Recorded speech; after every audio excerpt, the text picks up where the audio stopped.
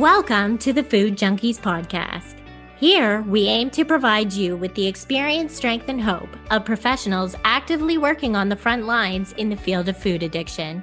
The purpose of our show is to educate you, the listener, and increase overall awareness about food addiction as a disease with abstinence as the solution. Here, we talk about all things recovery. Most importantly, how to thrive rather than just survive. So stay positive, make a change for yourself, tell others about your change, and hopefully the message will spread. Hello and welcome to the Food Junkies Podcast. I'm Clarissa Kennedy, and today we are bringing you a one-of-a-kind episode. Molly and I are interviewing the expert, Dr. Vera Tarman, and asking her some of the tough questions we see every day in our clinical interactions with clients to see if she has some insight or best practices to help us help our clients. Today, we dig deep on volume, post-acute withdrawal syndrome, food addiction recovery maintenance. What does that look like? Ultra-processed food addiction. Is that a term she believes in? What are her thoughts on grains and fruit? What are some of the tools or suggestions she might have to help with what some people refer to as quote unquote, the chronic relapser, a term we don't love and give you maybe some new terminology instead. Eating disorder versus food addiction. What's the difference? And what is the difference between 12 steps, which is peer recovery, and treatment? Since our Vera needs no introduction, we would like to take this opportunity to let you know of a few other ways you can receive support around food addiction. This Thursday, September 15th, we have a 10-day sugar-free challenge starting with Adapt Your Life Academy. The sign-up link is on our website, and we are promoting it on our Sugar Free for Life I'm Sweet Enough Facebook page. What you get in this challenge is 5 live interactive sessions with world-renowned experts, Dr. Eric Westman, Dr. Vera Tarman, and sugar addiction counselors, Molly and I. You get 10 days of support in a private Facebook group, food lists, guidelines, PDF guides, delicious recipes, and our rockstar team to help support you succeed. Oh, by the way, that's free. On top of this, another incredible opportunity that's coming up for community and ongoing support is the 3-week course Dr. Vera Tarman is teaching on sugar and food addiction. The next enrollment starts September 26th to October 3rd.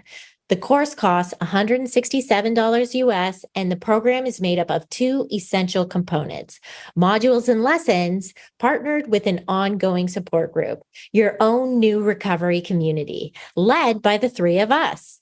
In this course, you will learn why your self-destructive behaviors around food are not your fault, how specific foods are engineered to hijack your brain chemistry, the role of hormones and neurotransmitters in creating and perpetuating cravings and urges around food, how wanting and knowing and doing are controlled in the brain, and how to make this work to your benefit, the differences between food addiction, various eating disorders, and why this matters for diagnosis and treatment, the different stages of food addiction and how different treatment approaches are best for each, the critical importance of social support, which you will get with this program, how to create your own recovery plan that's realistic, enjoyable, and sustainable.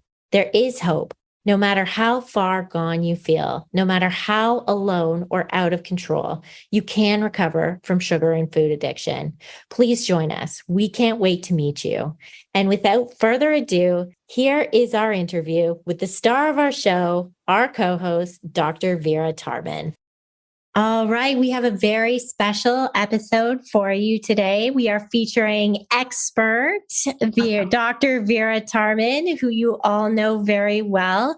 And Molly and I thought it would be a good time to talk about what we are seeing clinically, and maybe if, Dr. Tarman could explain some of the neuroscience behind it or some of the hormonal things that may be at work for some of the conditions that we see with those struggling with food addiction recovery. And so I know one of the topics that both Molly and I, both of us experience personally, but also we see with a lot of individuals is when they get off the sugar and flour, they start to use volume. And so we were wondering, Vera, if you had any insight into what could be occurring with these individuals. And then I'll ask you like a few follow-up questions on that following. Yeah, sure. I think it's a really useful conversation to have, because we are now in the field recognizing that, yes, there are foods that are addictive, but we're not really looking yet at sort of behavioral addiction,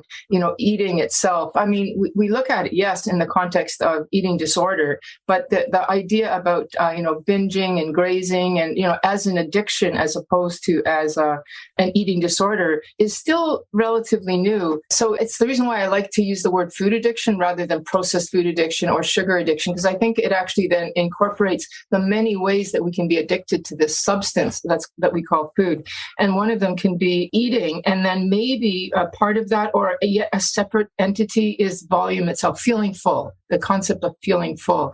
And, what is that about? And I want to say that we don't have research about what that is about, but clinically, we absolutely know there's something about this phenomena, because people are struggling even with eating the healthiest of foods. They either want to eat all the time so that they have that constant level of fullness. Maybe they're afraid of being in any way not full, or just that feeling, that the sort of concept of feeling full.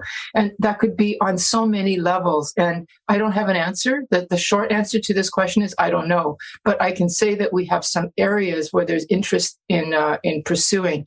So one of them, I think that's worthy of, is just, as we talk about addiction itself as a hormonal and a neurochemical imbalance, and often an interplay between the two of them, is that also happening here too? So we know with food eating that ghrelin and leptin, our hunger hormone and our satiety hormone, can get derailed, and that can cause overeating phenomena. And is there something about that desire to not even necessarily feel stretched full, but just full? Like if you have a leptin deficiency, there's no sense of fullness, because we need that fullness to get leptin gives us that sense of fullness. Is there an overabundance of ghrelin or something happening there so that we never get that feeling normal full? So yeah, it may look like volume to us, whereas to the person, they're just feeling normal. So is it that piece? And similarly with the addiction, if the person's dopamine, even when they're eating too much, they still can't regulate. Because, with addiction, what we're trying to do ultimately is get and eat, not necessarily to feel euphorically high, but to just not feel bad, not to feel that sense of withdrawal. And maybe that person needs to eat more because their dopamine is so deranged. And typically we see volume addiction in later or end stage food addiction. It tends not to be the early stage of food addiction. It tends to be a consequence later. So could it just be the usual addiction, but really, really enhanced? So there's that piece. Then there's other ways to look at it. Okay, what about if it is a feeling of fullness? Is it the actual concept of that feeling of fullness through the stretch receptors? And we know, in fact, I know that the two of you have talked about this in your various talks, that the stretch receptors and that sense of fullness does trigger the parasympathetic, the vagal response. And so that maybe that person is needing to fill up to get that vagal response. And for those of you who don't know what that means, that's essentially our relaxation response. In the same way that I take a deep breath, I stimulate through my diaphragmatic breathing, the vagal nerve. Similarly, I might be doing something like that with stretching, eating, and getting a sense of relaxation, so that it doesn't matter what I'm eating, but I can get a sense of comfort, relaxation just by being full. And if a person has anxiety, boy, is that ever a great way to get a quick and cheap way to get a sense of satisfaction. Although, of course, it's at a big cost. So there's that piece too. There's also a concept, and I haven't been able to find enough, more research, but is there actually an opiate-mediated or an endorphin-mediated response to the stretch receptors? Because being full, it's not just about the vagal response. It's also something, it appears with the opioid response. So is there something there? So that in the same way, by eating a lot, if you sort of hit a, quote, sweet spot of fullness, you might actually be getting an endorphin response. Again, this is either rat research or this is just thought experiments, but they're all interesting avenues of inquiry. So those are some ventures into understanding it. And then, what do we do about something like that? Especially if we don't know what to do. All we know clinically is that a person's eating too much and they're trying to achieve either normalcy or a sense of comfort, or not even euphoria, usually because you're too full. So then what we often do is encourage those people, because they have lost their intuitive sense of now I'm full, because fullness requires a working leptin ghrelin system. It requires a normal system of gauging when you're full. If that switch of on, off, full, not full is broken, you might have to artificially do something by what we call weighing and measuring food. So again, it's not something you would see early stages of food addiction, but later stages, you might have to institute some behaviors that are ways to curb, because you can no longer curb naturally yourself. And so another thing I have noticed in my own recovery, I think Molly mentioned she has found it as too, is that, this was kind of in the interim of first cutting out sugar and flour, volume becomes an issue. Is it possible for ghrelin and leptin to re-regulate after a sustained period of abstinence? Because I do find volume is no longer an issue for me. For clients that I have the opportunity to work with for over a year, even in the 2-year period, volume becomes less of an issue for them. And I'm wondering if there is some healing going on that can occur. Yeah, I think so. Again, it depends on what the cause of it is. Let's say all of the venues that I've suggested are real plausibilities. So if it's because the person's had a hormonal irregularity, then yeah, sure, why not? It can regulate itself. We see insulin re-regulating itself. And as long as the person doesn't reintroduce their overabundance of sugar, in which case they become diabetic or insulin resistant again, they develop a sense of insulin sensitivity. So why not leptin sensitivity? Like, in fact, there are leptin sensitive diets out there. I don't know if we call it that anymore. Well, keto is one. Let's just say what it is. So sure, in that case, but if it's an actual transfer addiction, I've gone from, I can't get high off the specific foods, I just need that fullness, then I don't know if that would work. So that would explain why one person can self-regulate. And absolutely, this is why I think coaches are so important, because it is not a one-size-fits-all. But you don't want to be experimenting on your own. You want somebody who has a clear head and lack of investment. They're not going to get that euphoric punch that you are when you're trying something, to give it a try. And then if you see that you're failing, they're there to rein you back in. Like myself, I would not trust myself to self-regulate. But I suspect that that's because there's something about that fullness, like that becomes a transfer addiction in and of itself. But you, Chrissy, you say that you can. So I believe that. I think that's totally possible. So then what do you do if it's the leptin ghrelin avenue, potentially, right? Like you said, it could heal itself and it regulates and people move on, volume stops being an issue. But what about for those clients of ours that it doesn't, they're weighing and measuring, but it's every day after every meal, it's that constant like sadness or whatever, the meal's over, I haven't quite scratched that itch. What do we do for those folks? I mean, we come up with all kinds of distraction techniques, all of that, but does that ever go away? Well, I just want to ask the question now, are those clients that you're thinking about still, is the door open somewhere for them to still try to get that euphoric buzz that they're no longer getting? Like, there's a sense of, if you're just not going to get that particular itch scratched, then it's easier to let it go. But if there's that constant feeling of, if there's just something I could do, the door stays open and then you can't let it go, as it were.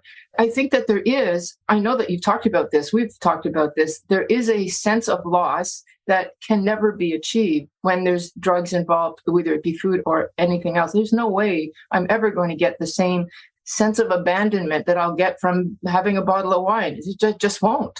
Although I will get something else instead, and I can learn to value that instead. But if I keep thinking, is there something else I can do to get that?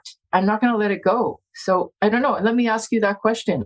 Yeah, I mean, I think it's a really great question and it varies from client to client. But, sometimes this can show up in people who, according to them, and I have no reason but to believe them, they're working a pretty strong recovery program. They may or may not be involved in 12-step, but certainly they have some kind of community, they have some kind of accountability partner, or they're sharing their food with me, whomever it might be, that they're doing things daily, but that they're still experiencing this phenomenon after each meal. Are they eating? So let's just ask a bare basic question. Are they eating enough protein, enough fat that you can say, yes, that food is enough? yeah, I mean, that's the real question, right? Is that we do really emphasize focusing on protein to get enough, and that weighing and measuring oftentimes for my clients, I think for Clarissa as well, is to make sure that people are getting enough, not even that they're not eating too much. So, I mean, I think that might be where our limitation comes then as clinicians in the matter of which we are clinicians. We are not nutritionists. We are not dietitians, any of that. And so then, yes, there have been times when I've recommended that people go see somebody to get some of those quantities figured out. But I think a lot of people want to avoid that route and go with the standard kind of cookie cutter plans that are out there, right? And there are plenty within Facebook groups and internet keto or whatever. And so they eat 3 ounces, 4 ounces of protein. I mean, there are several programs that we know that exist out there, right? Where it's like 3 ounces of protein because you're a woman per meal. And I don't know if that's enough. And I guess that's a whole nother conversation to have. But yeah, I think that probably does play a part. It may not be enough if you've cut your carbs considerably. And a lot of the keto folks are eating very little carbs. Like I have a very cookie cutter perspective in that I eat 4 ounces of protein a day, but I eat 16 ounces of carbs in a meal. And there's no way that I can't not be full. So then the question is, if I still want something, I mean, how much of us, when we have that itch, is it true hunger? Or is it that false hunger? So I would first of all make sure it's not true hunger. And please, let's not use keto as a basis for that, because it may not be enough. Like I'm really quite aware that people are thinking 1 meal a day or 2 meals. Like it's like, well, if that's the case, are you eating enough? So is it true hunger? And then next question, is it false hunger? And if it is false hunger, in other words, that euphoric desire, is there something that needs to be let go of there? Yeah. And I wonder, I don't know if you see this, Molly, but I find with those volume clients, they seem to do pretty well breakfast, lunch, but it's dinner. Yeah. It's like more of a dinner disease is even what some of my clients call it, is their dinner disease. And so does that timing or what they are seeking at that moment, at the end of the day, it seems very like drug seeking related, if that makes sense, rather than just ghrelin and leptin being off. Yeah. And then also, are they eating early and then therefore going to bed hungry? And, hunger, I'm one person, I'm not the only person, I know this, that finds being hungry before I go to bed is not a happy place. It's going to affect my sleep. It's going to make me really anxious, blah, blah, blah, blah, blah. So, that's why some programs will have what's called a metabolic adjustment. I don't think that's necessary, but it does mean that we have to look at our late meal, not our dinner meal, maybe with advice. Like Molly, I like this idea of you asking the person and before you start pulling your hair out to say, look, that is the next step. It's just a one-off. Don't see me 1 week and see somebody else. Like, it's not you have to see that nutritionist forever. Just get a one-off meal. Like Teresa Wright does stuff like that. There's people who will do stuff like that. Yeah. Teresa, Joy Kitty, David Wiss, right? Yeah. Definitely plenty of people. It's worth it. It's worth it. Listeners, if you're struggling with this, it is worth it. So thinking about volume and, food addiction in general, I find myself talking a lot about post-acute withdrawal syndrome, which I think can also show up with the volumizing piece of it, because I think I work with clients who have binging, whether it's diagnosable binge eating disorder or not. There's certainly a binge component to a lot of, right, what goes on with food addiction, sugar addiction, whatever we want to call it.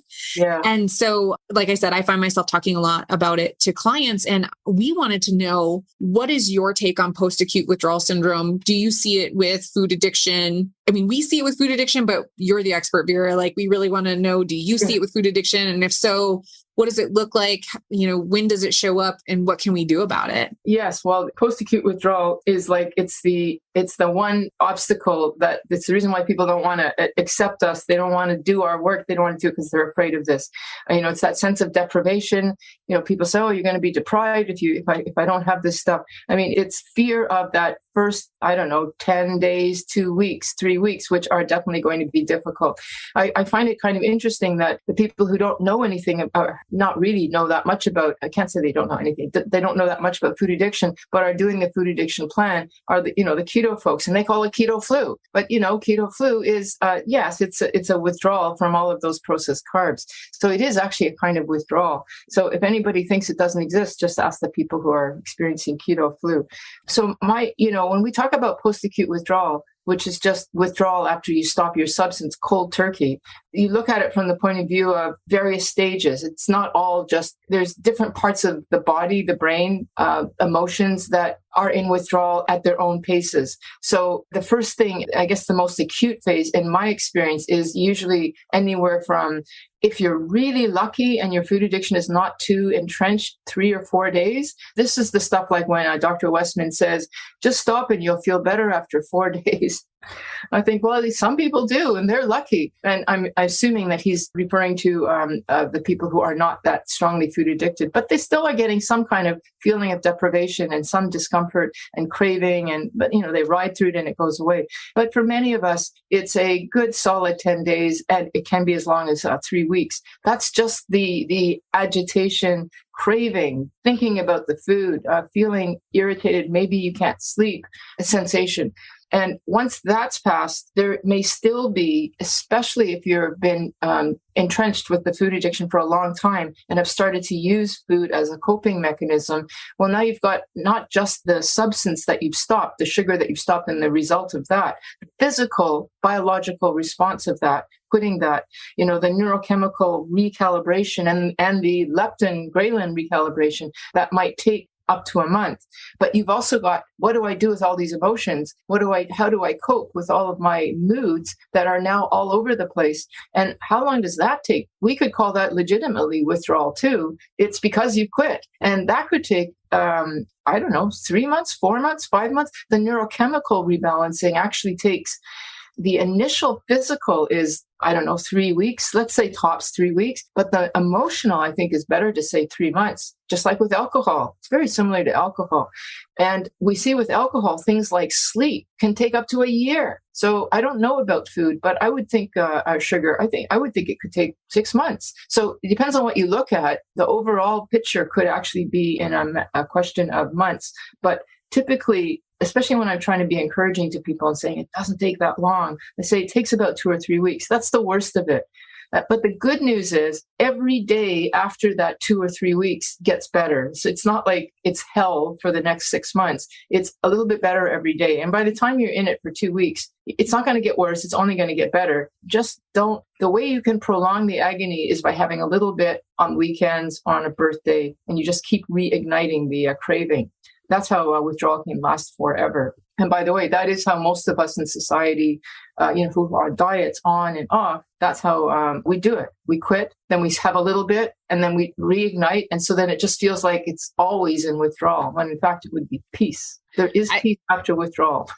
Yeah, I think about the clients who, they kind of start out low because they're going through withdrawal. Then they get into like some, and not all, but some, hit that pink cloud kind of hit, and like, oh, why didn't I do this sooner? And this, once I got off, it was so easy. But then for me, the vast majority of my clients, post-acute withdrawal syndrome, I've really defined for a lot of years as more like that 3 to 6 month mark, where like things have been kind of cruising along, but, and they're doing okay. But then all of a sudden they're having some of the physical symptoms again and the emotional and psychological symptoms again. And that typically for my clients has been around the 3 to 6 months, no matter what substance. Have you found that? Yeah. You know what? You got to write an article about that, because that's a new term. It's not a new phenomenon because you're describing it. But in the literature, we shouldn't be calling that post-acute withdrawal. We should be calling that, what's a term that's intermittent or that's a little bit later, prolonged. Oh, sure. Some term, protracted something. Thank you. Protracted withdrawal, like as a phenomena, as a syndrome. I think that would be, I have not seen anything written about that, but I understand what you're saying. And we need to talk about that. And so is that actually false? How we talk about true hunger, false hunger. Is that true withdrawal, or is that euphoric recall, not having the tools? It's a different phenomena, but it is a real one. So I think that we're stumbling upon, because we're finally talking and treating. This is the first time we've done this.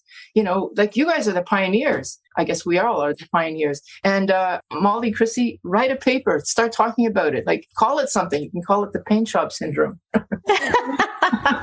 No, but it's very true. It shows up at around, whether it's 3 months or 6 months, where clients are doing everything they've been doing. Everything is fine. All of a sudden, I have low motivation. I'm feeling maybe nausea again, feeling some like achy. My food is not interesting anymore. It feels like that same original, maybe less intense, but just like a prolonged period of low. Yes. Where, that's exactly what I see clinically as well. And I definitely used to see it with alcohol and drugs when I worked in that field. We see that with drugs as well. Yeah. And I actually have not seen any writing about that other than that, it's post-acute, the way that I've been saying it, which is the sort of the dregs, the residual of post-acute withdrawal. But it is actually its own unique phenomena. And I think it's worth talking about. In fact, I think that's worthy of a podcast right there, just to flesh that out more and get other people's opinions about that.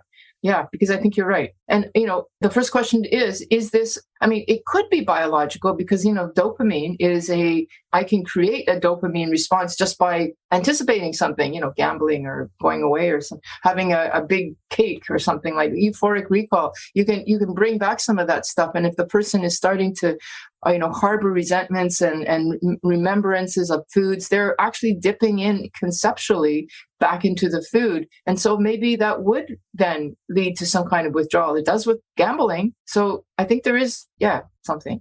Yeah, because it certainly is a high risk factor, right? It's a high risk time for returning to use. And it starts to feel like, I don't know exactly what it starts to feel like for every one of my clients, but certainly, we call it the effets. The effets start showing up and it's like, well, if this is how it's going to be, right? And certainly there's a lot of education around like anxiety and depression. If that's still showing up, we maybe need to get that checked out. There might actually be something clinically going on there, and let's address that. But and I've also wondered too, like, is it a period of rewiring? Are there new neural pathways, right? Like, is something shifting in the brain that's causing, like you said, almost like euphoric recall or like these sparks of something? Yeah.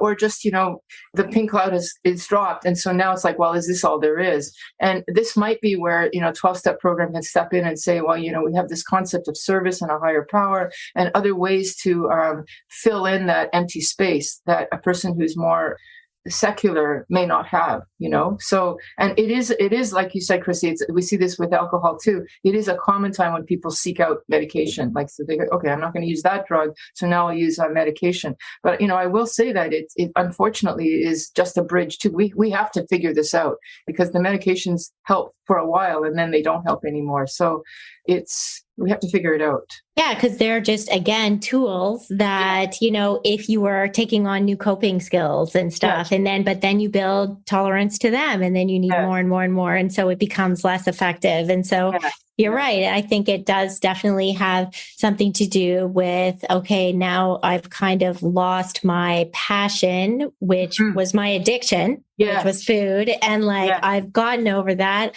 I'm done getting the, whoa, life is great. And I have brand new eyes and then I'm bored. Right. And maybe I'm lonely and all those other things. And so that's where you need a more holistic treatment plan to get people involved in things like you said, service, like start getting them, find other ways that are healthier to get dopamine or serotonin or oxytocin outlets. So they're not feeling so low all the time and that's just helping them find purpose. Right? Yeah, exactly. And so there's two things there in what you said that I want to pick up on. And one is that maybe they're already noticing that they're low because they may be damaged or not ever recalibrated their dopamine back to normal. And so they always will need a little bit of extra just to feel normal. So there may well be that, in which case that may require medication or an extra bit of work, like an extra bit of stuff that more. Yeah, like for me, I have to do a certain level of high intensity fitness to just feel good.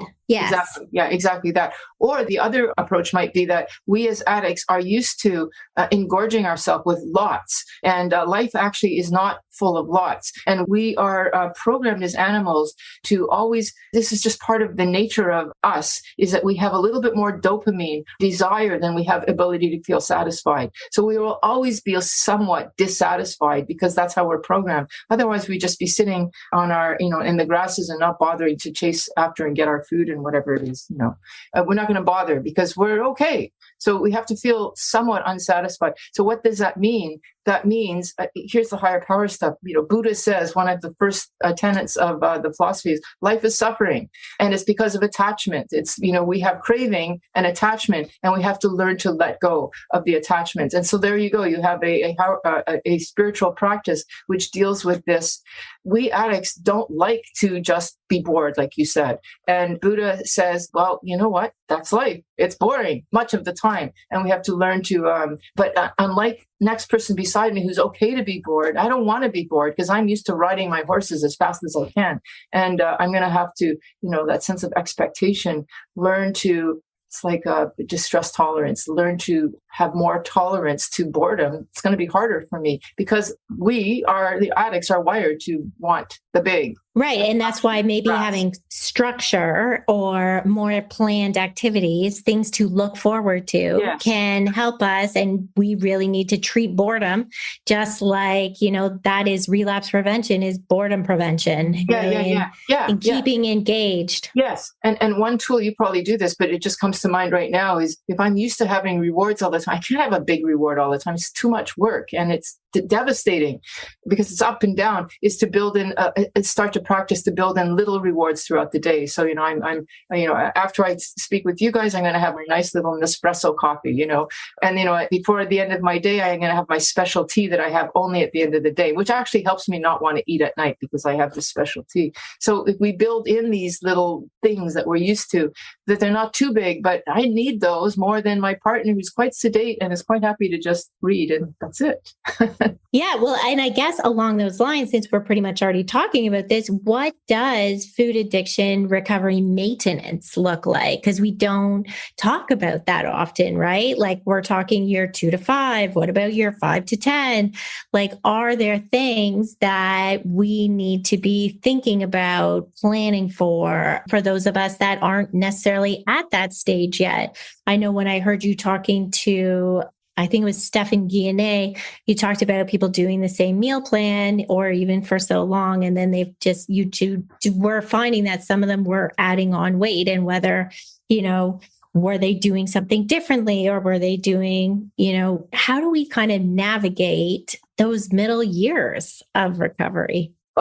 So in a way, we started with that by talking about, how the acceptance of life is not flashy all the time, and we want flashy. But we have to have some kind of sustenance. And I do think that it's kind of like a relationship. If we understand the concept of like a relationship, sex and whatever, the first couple of years are the in love, and it's dopamine and it's thrilling and it's, dopamine, endorphins, it's exciting. But then, it doesn't last. It just very seldom lasts. And, if the person who wants it to last, it's because they have to keep introducing new or maybe new relationships. Let's open it up. Let's do some, kinky stuff, whatever. It's some way to keep that dopamine alive. But eventually you want to keep that relationship going. And, Molly, you can disagree with me here because you're probably the one that's, I don't know. I've been in a long-term relationship too. But anyway, you have to start relying on oxytocin, and that's the connection, the hug. It's the more, as long as I get my hug in the morning, I'm good. And that's the sustainable neurochemical along with serotonin that keeps a relationship going. Now, this is I don't know if this is the us as animal, but what I'm trying to say here is, well, first of all, Molly, would you go with that, or would you say no, I'm wrong? No, I would agree that we find other ways, stimulating conversation, finding little ways to have affection in different ways. But yeah, absolutely. But the sense of I got to be in love. Oh, no. I think you're still early days in your relationship. Yeah, no. And every relationship I've had up to this point has been breaking up between the 9 and 12 months, when I wake up and I'm like, why am I with this person? Like, this is not exciting anymore. And so it's like playing the same video game and only getting to level 3 all the time. So then you play a new video game. Right. So, it's taking it to the next level. And like that dopamine is this promise that never really delivers long term, right? All it is a promise. Yeah. And it's that here and now, the serotonin and oxytocin, and that companionate love, and doing the work around that, building a relationship that has so many more layers that I think is almost what we need to do with our recovery. Yes, and thank you. So let's just bring it to food. So in the same way, we have to, if I can use the word, mature relationship from the dopamine to I don't want to say higher level, but just a more sustainable level. And we know that oxytocin and serotonin are very sustainable. And I can say, I'm older than both of you, that my desire to do, so how do I'm going to be 14 years sober and 14 years of sugar anyway, free, alcohol and sugar free. And then grains, not so long, but anyway. So I'm in that middle year. If I didn't do what I'm doing now, like, the service that I'm doing, that's what sustains me. It's not the money, certainly. We all know that this is not a money-making venture. It's the concept of service and a feeling of meaningfulness. And that has become more important to me than it did when I was younger. When I was younger, it was all about ambition and getting ahead and doing and seeing my name in lights, that idea.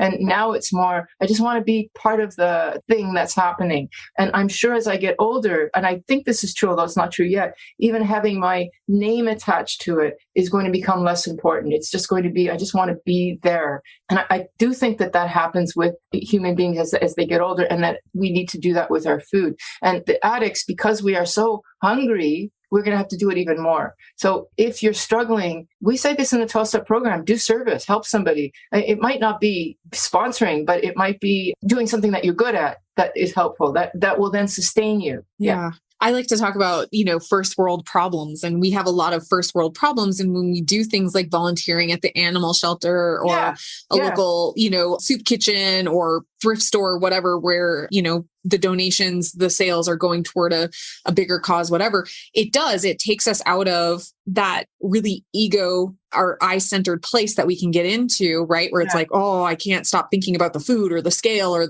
what my body looks like or whatever it might be. And it really puts us back into, there are, not that those aren't real problems for us, but it puts us back into reality of there are bigger things going on in the world and people who need help. And if we're always stuck in then a lot of energy is going inward, and that same energy could be used to benefit our community and build connection and be a part of something bigger than ourselves. So again, even if you're not a person who's into this idea of God or something like that, that can be the thing that's bigger than you. Yeah, the higher purpose. Yeah, for sure. The higher purpose. Yes, I'm a great believer in that. And that's not just about food. When I'm assessing somebody for addiction, I always ask them in some way, what their family situation is like or what their faith is like or something, or even if they're in school, do they have something that they aspire to that will give them something, not just ambition itself? And usually if they say yes, I think, okay, if they can hook back into that, I think that's very helpful. And it becomes more and more important. And it's actually very rewarding in a way that I wouldn't have, and I don't know if it would have been as rewarding when I was younger, or certainly not when I was in food, because it's always about the chase. This is not about the chase. It's an entirely different phenomena. And it's very filling. I'm also wondering, I know I've heard you mention before that throughout your journey, you have removed some things when it comes to food. I have been able to add some things in, and I don't necessarily know that I was biologically addicted to them in the first place, like grains, I think it was, or even like some fruit. I think I was fearful because of some of the messaging that was out there that these things were addictive for me. And then, with the support of others, I was able to introduce them and have a safety plan around it. And it just turns out it wasn't necessarily perhaps an addictive food for me, or maybe I'm at a level of recovery being over 4 years in where now they don't trigger me. And it actually turns out I don't really care for grains anyways, or rice. I can eat them, I'll take it or leave it. So have you been able to reintroduce anything, or do you know of people who are able after a certain, I'm not talking sugar, flour, right? But other maybe foods that, whole foods, for example. I would have to say the only place where I see that, and I'm not sure how useful this is, in terms of food itself, I've not experimented with that because I'm always, wherever I'm eating, I'm also always very happy with that, and I don't really want to go back. And when I cut out grains, for me, it was actually more an issue of weight in that once I hit menopause, eating the same food, post-menopause, the same food, I was starting to gain weight that I didn't want to gain. And I just found that cut that, and I was very happy with what I was eating, so I didn't need to go back. But where I see that, can I do or not, is with coffee and also with sweeteners. Because every once in a while, I'll think it would be really nice to have just a little bit of sweetener in my coffee if it's, one of those horrible coffee places where it's not very good coffee. And so I'll have a little bit, and I'm not like, oh my God, I'm crazy. And I think, well, I probably could, but I could, but I still like the idea of not re-inviting the sweet taste. So even though I've done it, it doesn't make me want to have more sweet. I don't want to play with it too much. I guess I'm doing what you did talk about. I'm using it with caution.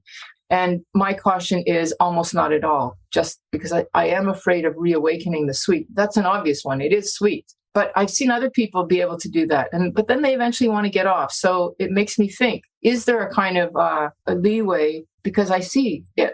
And then they don't go all the way over, but they do end up getting off. So anyway. And then coffee is another one where people will stop and then they seem to be able to go on. I find that as long as I stick with decaf, I'm okay. I have gone off coffee completely, but I just get tired of just water. So I've reintroduced it and I seem to be okay.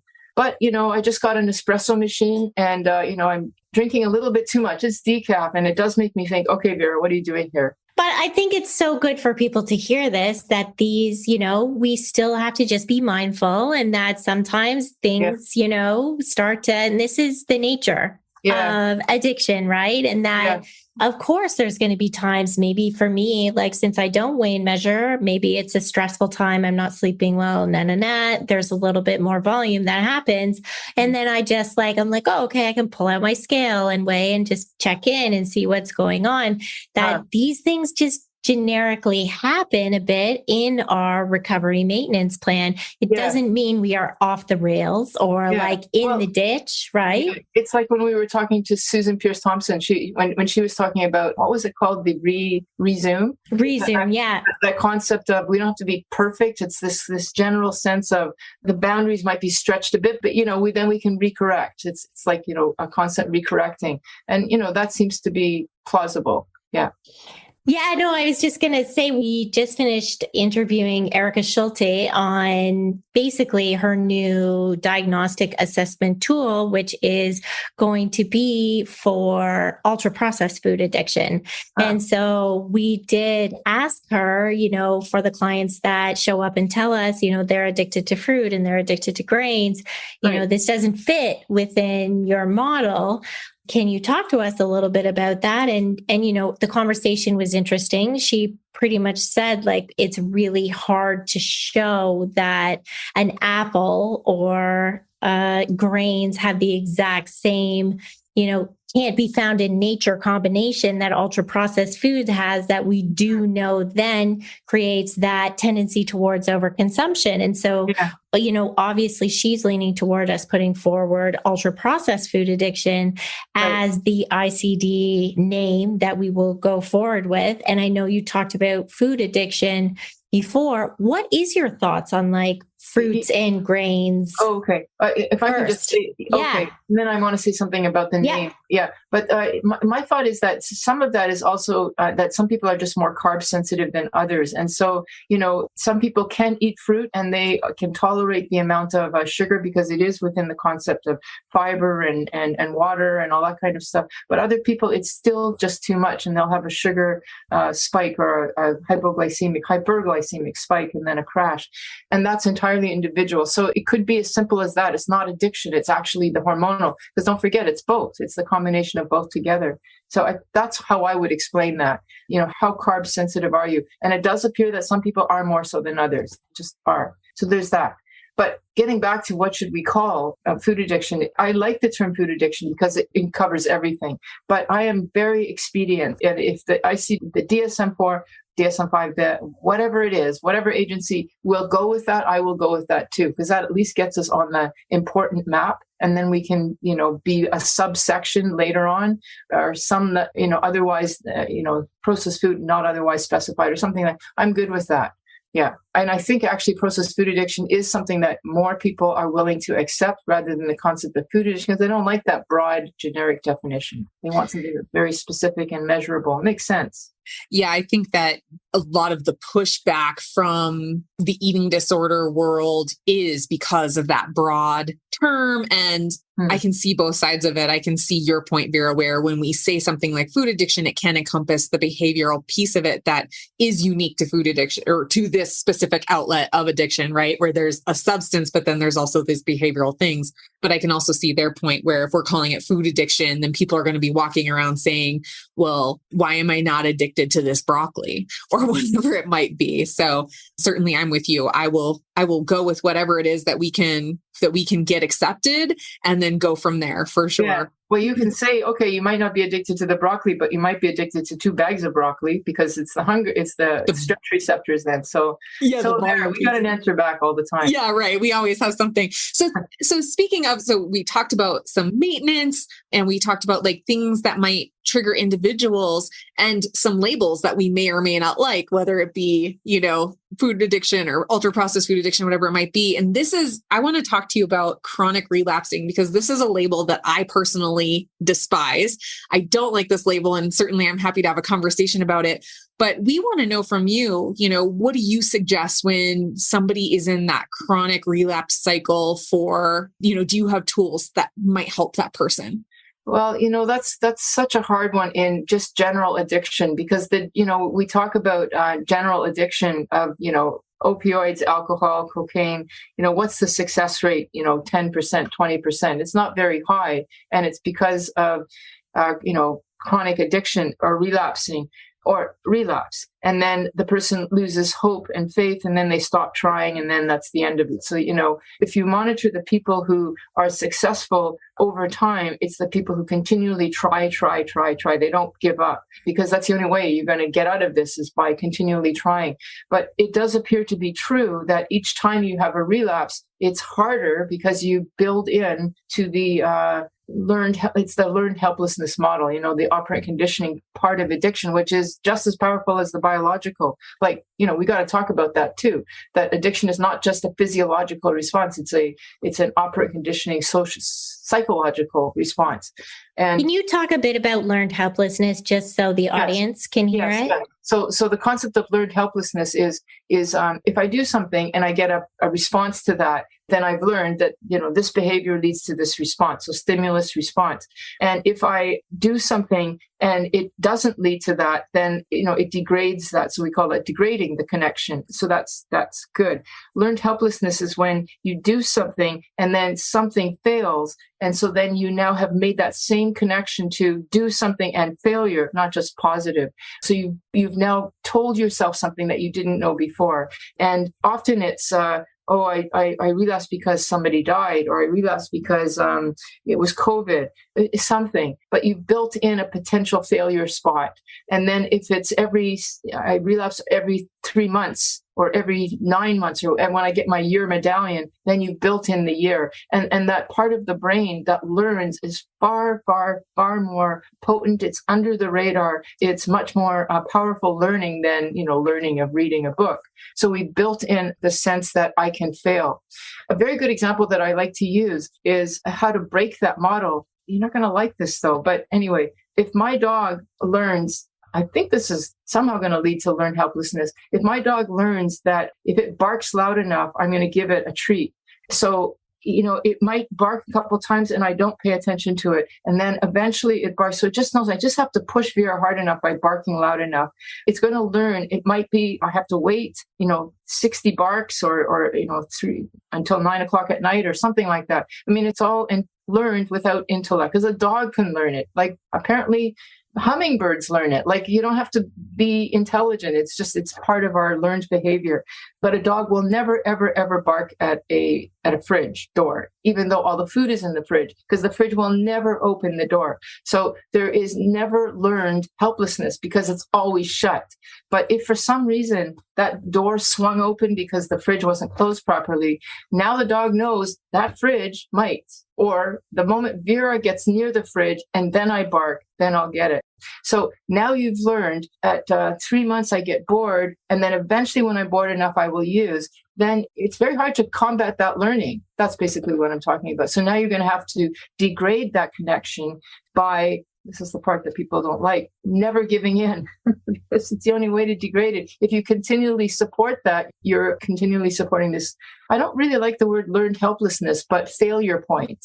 There is a crack, and now you'll learn where that crack is. And the animal part of us will sniff it out before we even realize it. You know what it is? It can be a cue. It can be anxiety. I don't even know it's anxiety. I just know it's a feeling in my stomach. It's just a heaviness in my shoulders.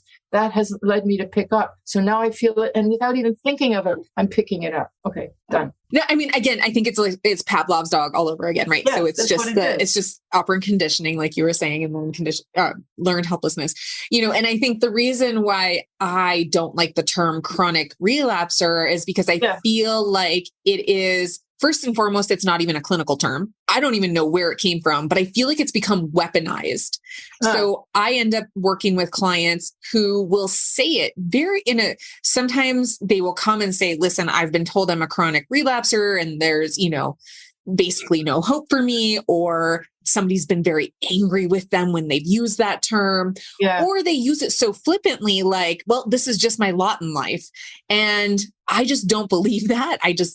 I'm sorry, guys, but I am I'm in the position or the field that I'm in because I do believe people can change and that's possible. And I see people do it every day. And so I don't like that term when we're talking about a chronic and progressive disease. Would we tell somebody with cancer, oh, you're just a chronic relapser? I don't think that we would do that. And maybe that does happen. Maybe I'm very naive to how it works during cancer treatment, but we don't do that in other areas of medicine. Why are we doing that with these individuals?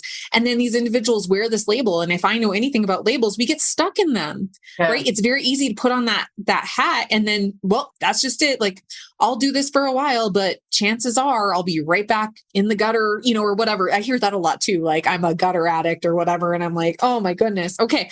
So when we speak these things, folks, we live them, right? We are putting it out into the universe and we are putting energy toward that. And why can we not just take a step back for just a moment and remember this is a chronic and progressive disease, that these returns to use will happen. And sometimes it has to happen. Vera, you just even said it, right? Like sometimes it has to happen many times over a long period of time before we do get it. But people do get it. And not everybody gets it. The return to use or the relapse rate is very similar to other chronic progressive diseases, as we know. Yes. Yeah. That's right. Yeah, absolutely. We should call it a chronic never giver upper because you're always coming back, right? Yeah. I feel like that's a much more positive way to frame it. And because again, it's putting the blame back on the individual for having a disease. And that is so wrong. Yeah, it's a moral stand. So it would be better just to say it's a person with a lot of failure points now or failure breaks, and they are going to have to take extra care on all of those spots. It's just going to mean more work, but it doesn't mean they can still do it. Right. I mean, would we have said to Thomas Edison, you're a chronic relapser or a chronic failure because you tried 1,000 times? I don't know how many times he tried for the light bulb, but you know what I mean? Like any sort of inventor or forward-thinking person, if we had shown up and said that, would we have the advancement that we have today? Instead, like Clarissa said, like if we just encourage, like it was information. What did you learn? Almost like Marty Lerner's. Well, in fact, absolutely Marty Lerner's kind of tagline, right? So what, now what? So that happened. Now, what are you going to do about it? Yeah. Very good. That's good. And if you speak with people who have long-term sobriety, back-to-back long-term sobriety, they will have most of them have a very long history of having tried and failed and tried and failed. So, there are many of us who have done it. Yeah. And I can even see in my own personal story, like I had tried so many times with alcohol, I just didn't know that food was part of that story. But so when food was the thing, I was already just ready to rock and roll, right? Because I'd done so many, try agains with alcohol that, that was just the last missing piece. But that if I didn't keep fighting for that, I wouldn't be here today. And that everyone has that opportunity if they just keep showing up and just keep trying. Yes, that's right. And so our moral stand that you've been describing is a real deterrent. So we have to stop doing that for sure. Yeah.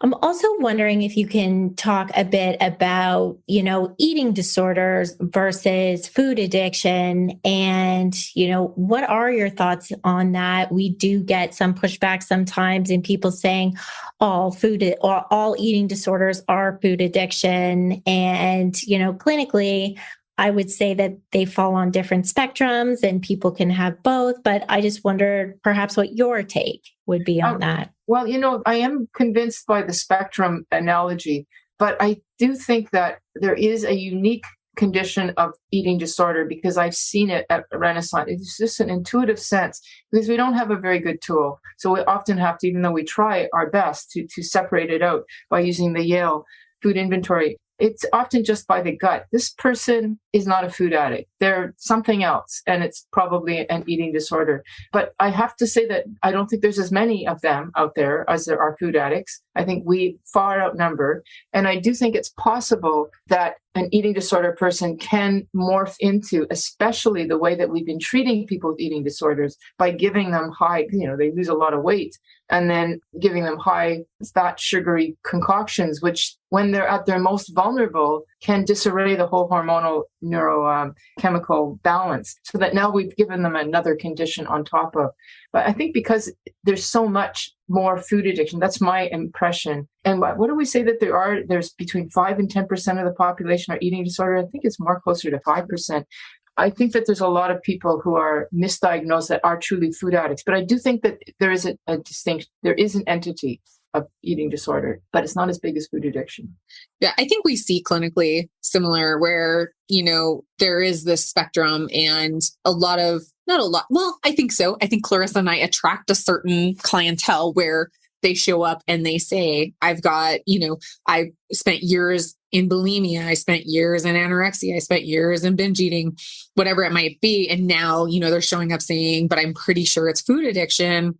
And not to say that they're wrong, because obviously, we can do some assessment and figure out if there is a chemical dependency going on to these specific foods, right? And like you said, there's some screens that we can do, but it's more of an intuitive. It's like getting a really good history and finding out, is there other addiction outlets showing up for them? Is there other addiction in their family? Yeah. That kind of thing, right? Really using David Wiss's idea of like separating signal from noise and that kind of thing, but I think that I don't know if I believe that food addiction outnumbers eating disorders. I don't know that one is bigger than the other.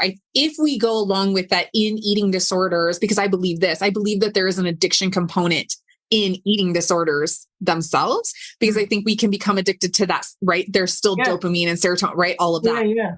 I would, and based on that assumption, I guess, I would assume that they're similar, right? That they're similar numbers, the same as alcohol and opioids and that kind of thing. I mean, which again, those numbers are growing. We know that those numbers are growing. The pandemic has caused all kinds of havoc to occur with the growing number of addiction, but I don't know. I mean, and not that there's anything, I mean, certainly we don't have to debate that, Vera.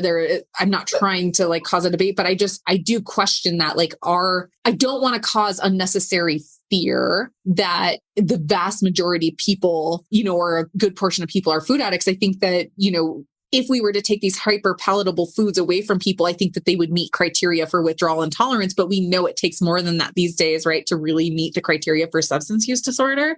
But do I think that the vast majority of people would have a level of tolerance and absolutely experience withdrawal if we took those things away? You bet. Yeah. But let me just ask you, it sounds to me like you're saying that you believe that there's a spectrum, that there's an addiction. Yeah. Yeah. Absolutely. Yeah, absolutely. Yeah, I believe.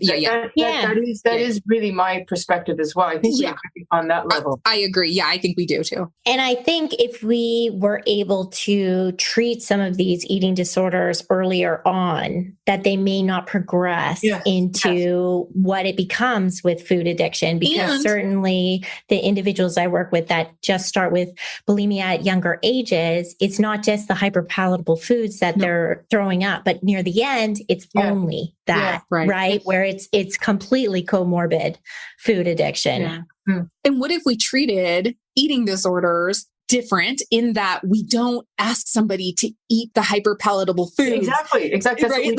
Yes. Demand that they eat them. It's a forced thing. And what if we treated it differently? Would that be a level of prevention for this other end of the spectrum? True. Yeah, absolutely. I think that's true. Because I do struggle still with the idea that there's no good, the idea in the eating disorder world that there's no good or bad foods, that, if you want the donut for breakfast, have the donut for breakfast. That to me, nutrient wise, does not make healthy sense. But again, I'm a food addict, so who knows, right?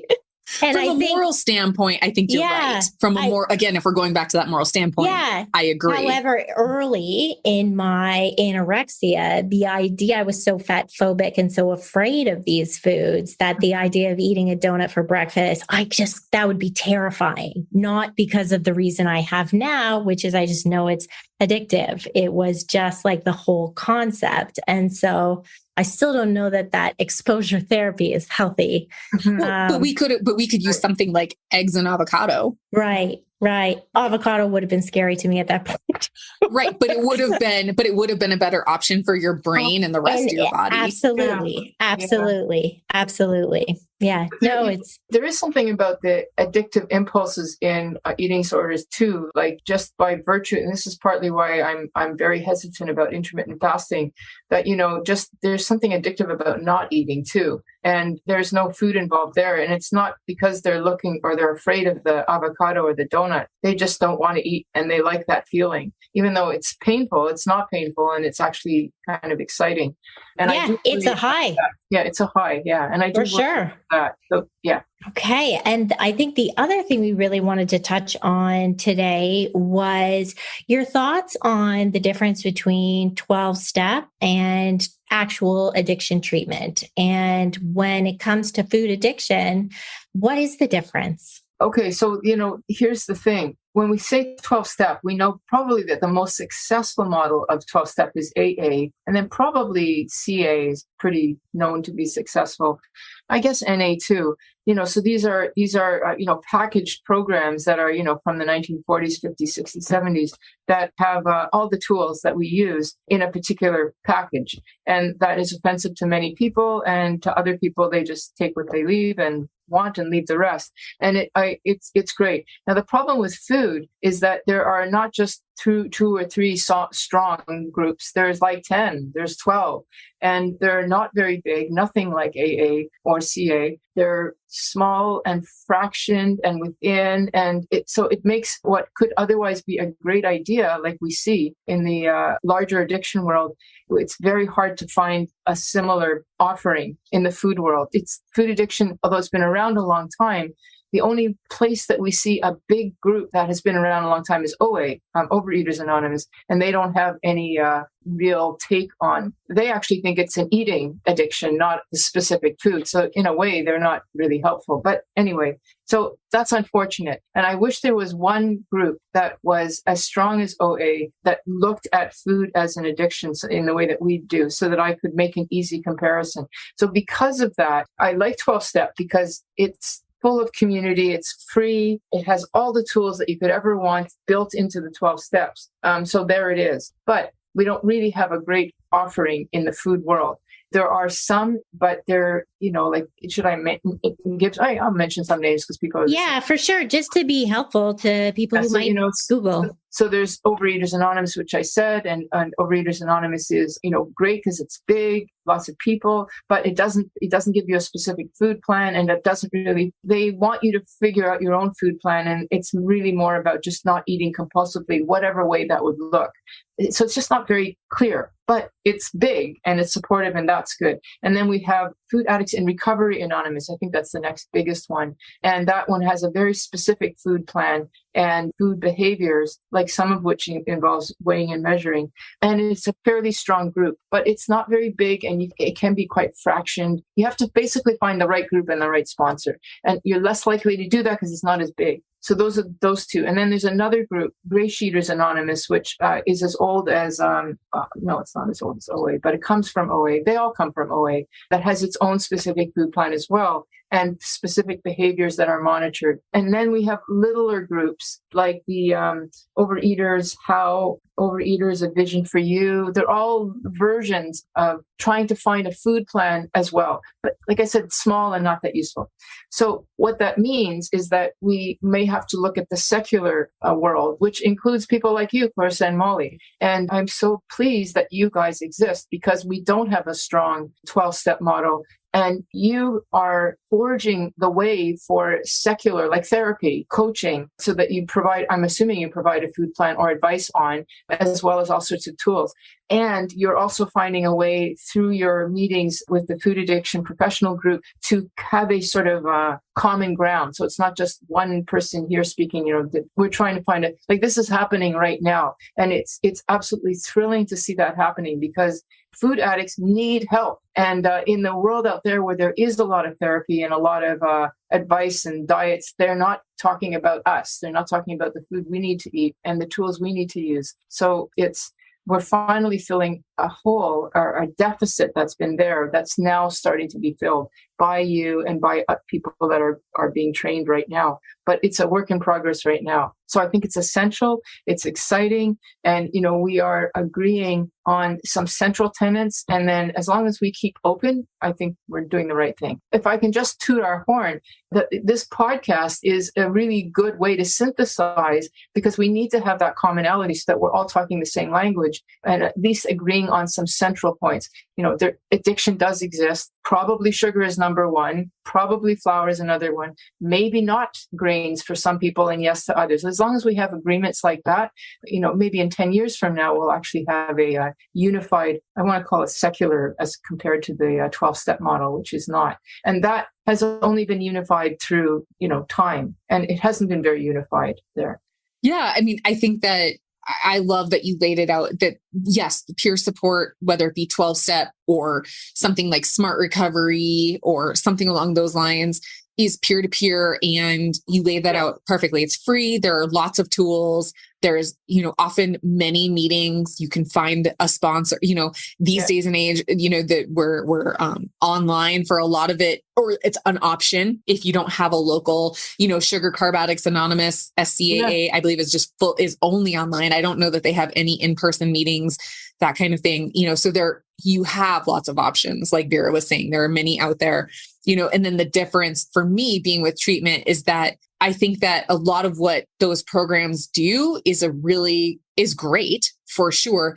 But then the clients that come to me for treatment that seem right. So I think that there are the people who can go to just 12-step and they can do it with just 12-step. Just like I think there are people who can stop using a substance and just be done with it. Right? Like maybe they do meet criteria for substance use disorder. And I think it's a statistic of like 20%. I want to say that's accurate. 20% of people who meet criteria for substance use disorder can just put it down and walk away on their own, whatever that means for them. Oh yeah. And so you've got to believe that some of those 20% are probably in that 12-step area. But then the people who come to treatment are really the ones who need individualization, right? And they need it from a professional who is up to date on the latest research, who can use techniques and tools that's not going to show up in a peer support group. That's not going to, right? Because the idea with a peer support group is, when this thing happens to me, this is what I do, or a sponsor is giving direction. And the expectation is that you would follow sponsor direction, which is fantastic. And then just the difference with treatment is it's like that level up. It's individualized. It's hopefully with somebody who can give you direction, because of my background, because of Clarissa and her background, I won't speak fully for you, Clarissa, I apologize, but we can show up and say listen, you've got some real mental health stuff going on. Mm-hmm. You need a professional to help you with that. Let me help you with that professional.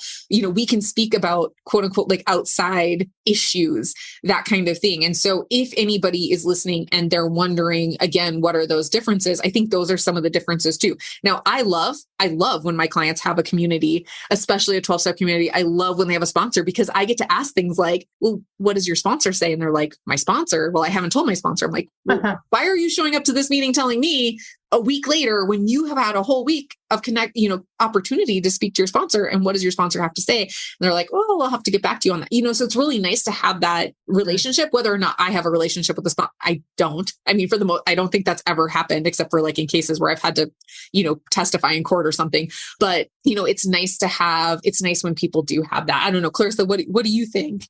Yeah, I would agree 100%. I think that again, you just have to be mindful and be careful about the community that you pick and make sure that it is serving you, because there is also people in some of these 12-step programs that are not necessarily well. And I have had clients experience some lateral violence within them, only being that, we give people power as a sponsor, and, you just need to make sure that you feel you're being treated appropriately. And that would be my only word of caution, because I have had, people say they keep telling me I'm doing it wrong and I forgot to call. And now they've started me back at day one. And these are punitive measures that are not recovery. And unfortunately, that's part of in the food addiction group. There is a lot of that, unfortunately.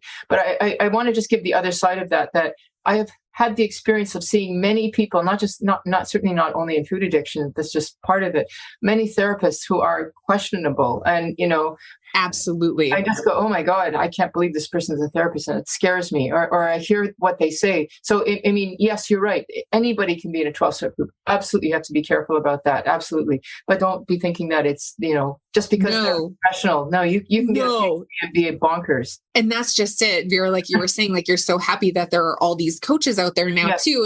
And I think that's something to be cautious of too, that number one, not everybody is a good fit for everybody. Yeah. Number two, really do your research and figure out what you want. If you come from a 12-step background and you want a coach who has that 12-step background, then find that coach. If you have experience, like Clarissa said, that lateral violence, which plenty of clients of mine have as well, and that is going to be very activating for you, find somebody who does not practice in that way. Clarissa and I are kind of unique in the field because we are clinicians. We are licensed in our respective places that we live, that we have to adhere to ethics boards, and we have to maintain continuing education.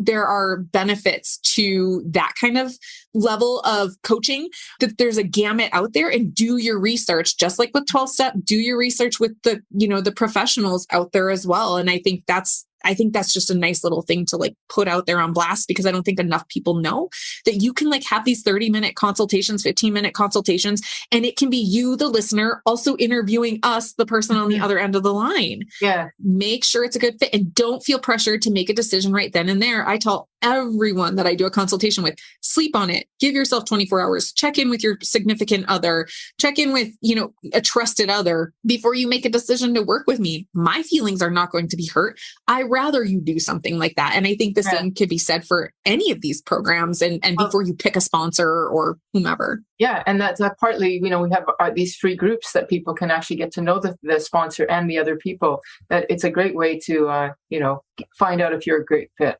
Yeah. Yeah, exactly. Shop around, because there's so many, and it's all about who you feel like you could be your most authentic self with at the end of the day. Like you're not showing up to please us, right? We're showing up to just help guide you. And if you feel comfortable, then that's the goal. And I guess our last question, Vera, is what is piquing your interest right now in the food addiction world? Is there anything? Well, yes. Okay. So I'm interested in a couple of things. As we learn more about the whole endocannabinoid system, I'm not a fan of the whole marijuana approval thing.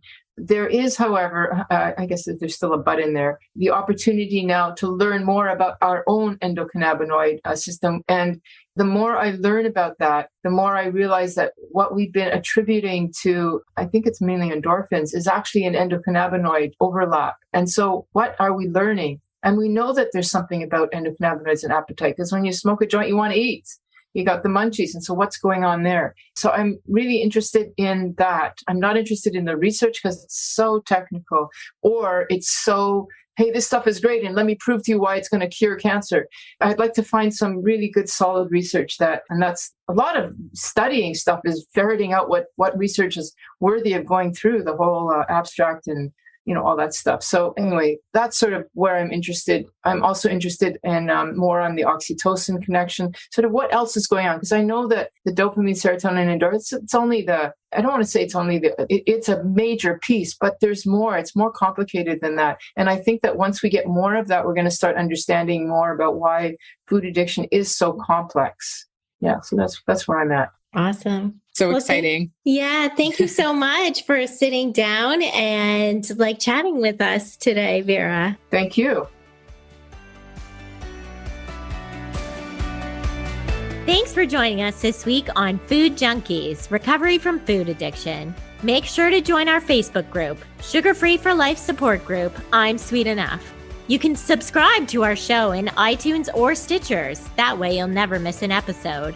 While you're at it, if you found value in this show, we'd appreciate a rating on iTunes. Or if you'd simply tell a friend about the show, that would help us out too.